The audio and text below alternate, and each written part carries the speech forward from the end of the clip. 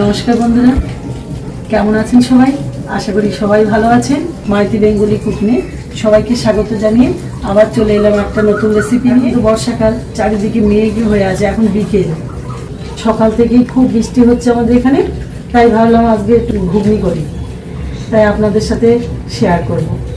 দেখি কেমন করে বানাই, আপনারা দেখুন, প্রথম থেকে শেষ অবধি দেখুন, অবশ্যই ভালো লাগে। আমি এখানে বুটটা সকাল থেকে ভিজিয়ে রেখেছিলাম, প্রেসার কুকারে দেব, বুটটাকে সেদ্ধ করে নেব।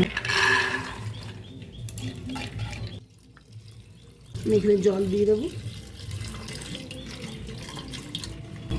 খুব কম দেব না, বুট তুলনায় একটু জলটা বেশি দিলাম। বুট অনুযায়ী আমি জল দিয়েছি, বুট যতটা তার উপরে হাফ ইঞ্চি মতন জল বেশি দিয়েছি। বেশি জল দেব না, কারণ এই জলটা তো আর ফেলবো না, এই বুট সেদ্ধ করা জলটাও আমি তরকারিতে দিয়ে দেবো। আমি এখানে সেদ্ধ করার আগে এখানটা লবণ দিয়ে দেবো। লবণ দিয়ে সেদ্ধ করলে পুরো লবণটাই বুটের মধ্যে ঢুকে যায় এবং টেস্ট হয় ভালো। সামান্য একটু হলুদ দিয়ে দেবো, হলুদটা দিয়ে একটু নাড়িয়ে দেবো লবণ আর হলুদ দিয়ে। আমি গ্যাসটা ধরিয়ে দিয়েছি, এবার আমি সেদ্ধ করব। আমি বুটটা সেদ্ধ করতে বসিয়ে দিলাম। এবার কিছু উপকরণ লাগবে, সেগুলো আমি কেটে নেব। আমি এখানে ঘুগনির জন্য এরকম সাইজে 3টে আলু নিয়ে নিয়েছি। আলুগুলোকে আমি এরকম সাইজ করে কাটবো।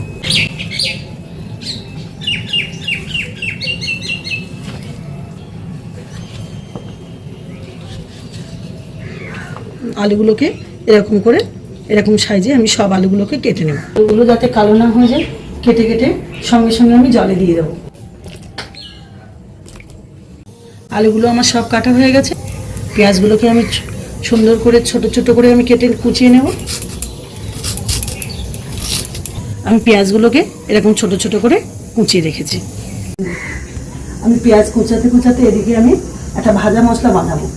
ভাজা মশলাটা আমি এখানে গরম করে নিতে। আমি যে মশলাগুলো ভেজে নেব তার মধ্যে মশলা আছে শুকনো লঙ্কা, এলাচ, লবঙ্গ, দারচিনি, গোটা ধনে, গোটা জিরে আর মৌরি।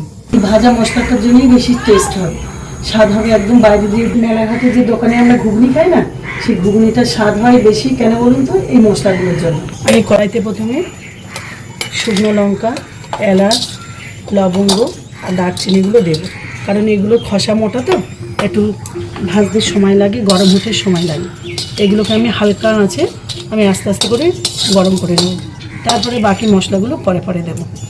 আমার মশলাগুলো ভাজতে ভাজতে আমার এখানটায় পেঁয়াজ, টমেটো, কাঁচা লঙ্কা, রসুন, আদা সব আমি ছাড়িয়ে এবং কুচিয়ে নিয়েছি। রসুন আদা আমি বেটে নেব। আমার এখানে লঙ্কার এগুলো ভাজা হয়ে গেছে, বেশ সুন্দর একটা গন্ধ বেরিয়েছে। এবার গোটা এই বাদ বাকি মশলাগুলো আমি এর সঙ্গে একসঙ্গে দিয়ে দেবো। মশলাটা ভাজা হয়ে গেছে, আমি এবার নামিয়ে নেব। নামিয়ে এবার গুঁড়ো করে নেব। এটা নামানো থাক, একটু ঠান্ডা হলেই গুঁড়ো করে নেব। ভাজা মশলাটা আমার গুঁড়ো হয়ে গেছে, এবার আমি তুলে নেব। আমি এখানে আদা রসুনটা বেটে নিচ্ছি। আদা রসুনের বাটাটার রঙটা কিন্তু একটু লালচে মতন হয়ে যাচ্ছে, কারণ এতে আমি মশলাগুলো গুঁড়ো করেছি, শুকনো মশলা, ভাজা মশলাগুলো। কোথায় কোথায়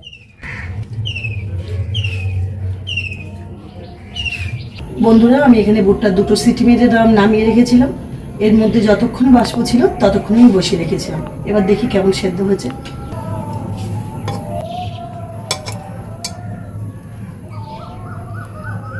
এটা খুব সুন্দরভাবে সেদ্ধ হয়েছে। এবার সেদ্ধ হয়েছে, আমি এই ডাবুটার পিছন দিয়ে আমি এরকম করে হালকা হালকা করে প্রেস করে নেব, যাতে ঘুগনিটা সুন্দর হয়। আমি এই রেসিপিটা করার জন্য আমি সর্ষে তেল দেবো। সর্ষে তেল দিলে স্বাদটা ভালো হয়। আর তেলটা গরম হয়ে গেছে, তেলের উপরে আমি চিনিটা দিয়ে দেবো। চিনিটা দিয়ে আমি এবার একটু নেড়ে নেব। চিনিটা দিয়ে নেড়ে নিলে কালারটা সুন্দর আসবে। এবার আমি পেঁয়াজটা দিয়ে দেবো। আমি পেঁয়াজগুলোকে ভালো করে নেড়ে নিলাম। আমি এর উপরে 2টো তেজপাতাকে মাঝখান থেকে কেটে দিয়ে দিই। হাই ফ্লেমে পেঁয়াজটাকে আমি এইভাবে ভেজে নিয়েছি। পেঁয়াজের এইরকম কালার এসে গেছে। আমি এর উপরে দিয়ে দেবো আদা রসুন বাটাটা। আদা রসুন বাটাটা হালকা হালকা করে আমি নেড়ে নেড়ে আমি ভেজে নেব, যতক্ষণ না আদা রসুন কাঁচা গন্ধটা কেটে যায়। আদা রসুন বাটা কাঁচা গন্ধটা আমার চলে গেছে। এর উপরে আমি আলুটা দিয়ে দেবো। আলুটা দিয়ে আমি ভালো করে একটু নেড়ে নেব। আমি স্বাদ অনুযায়ী লবণ দিয়ে দেবো। আমি লবণ দিয়ে দিয়েছি যাতে এই সময় নাড়তে নাড়তে আলুটা সুন্দরভাবে সেদ্ধ হয়ে। আমি আদা রসুনের সাথে আলুটাকে বেশ ভালো করে কষে নিয়েছি, কাঁচা গন্ধটাও চলে গেছে। আমি এই সময় একটু হলুদ দিয়ে দেবো, হাফ চামচ কাশ্মীরি লঙ্কা গুঁড়ো দিয়ে এবার ভালো করে আমি নেড়ে নেব। এর উপরে আমি কাঁচা লঙ্কাটা দিয়ে দেবো। আমি এর উপরে টমেটোটা দিয়ে দেবো। আর এই সময় আমি ধনে গুঁড়ো দিয়ে দেবো। আমি এখানে শুধু ধনে গুঁড়ো ব্যবহার করছি, ওই জন্য আমি 1.5 চামচ ধনে গুঁড়ো দিলাম। আমি গ্যাসের ফ্লেমটা লো করে রেখেছি, ভালো করে কষে নেব। বন্ধুরা, তেল যখন গরম থাকবে কষতে কষতে হলুদ লঙ্কা গুঁড়োটা দেবেন, তাহলে কালারটা খুব সুন্দর আসবে। আমি এখানে হাফ চামচ মরিচ গুঁড়ো দিয়ে দিচ্ছি। মরিচ গুঁড়ো দিয়ে দিলাম যাতে টেস্টটা আরও সুন্দর হয়। আমার এখানে সমস্ত মশলা দিয়ে আলুটা কষানো হয়ে গেছে, মশলাগুলোও কষানো হয়ে গেছে। এবার আমি বুটটা দিয়ে দেবো। এই জল সমেত বুটটা আমি দিয়ে দেবো।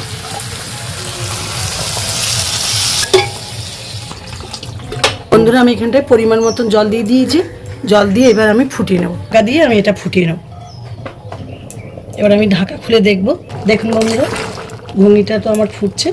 এবার এর উপরে ভাজা মশলাটা দিয়ে দেব। ভাজা মশলাটা দিয়ে দিলে কালারটা আরও সুন্দর আসে। আমি এখানে 2 চামচ ভাজা মশলাটা দিয়ে দিলাম। গ্যাসের ফ্লেমটা কমিয়ে দিয়েছি, দিয়ে আবার একটু ঢাকা দিয়ে দেবো। ঢাকা দিয়ে ফুটিয়ে নেব।